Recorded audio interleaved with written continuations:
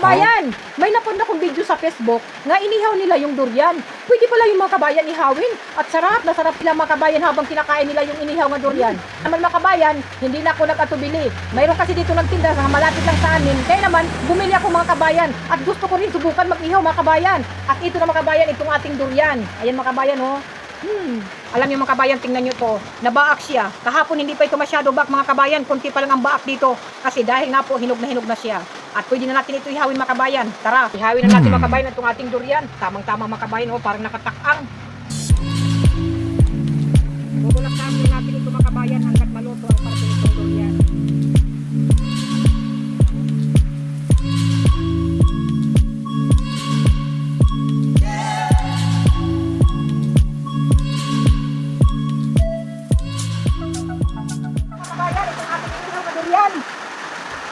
Ito nga pala mga kabayan, itong durian na to, ang laman nito ay kulay puti. Sinabi doon sa binilhan ko.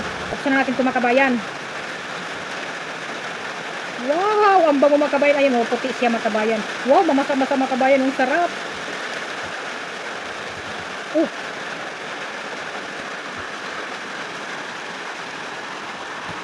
Bango.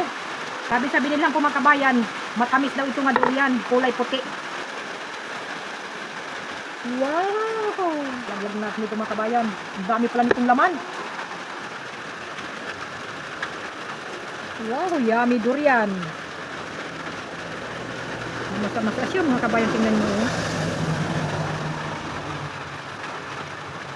At ito pa mga kabayan. Isang higla pa to. Wow! Kabayan, luto na itong ating inihaw nga durian. At matitikman na natin mga kabayan ang inihaw nga durian kung ano talaga ang lasa. Mga kabayan, tikman na natin to.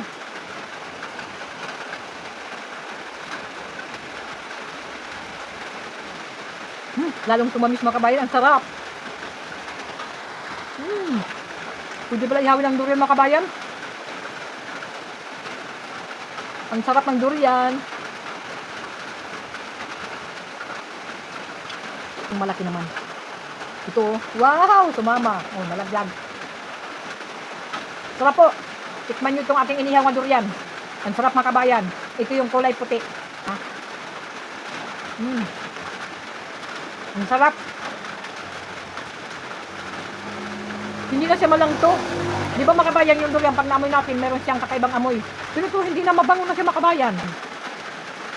Ang sarap. Kakaiba.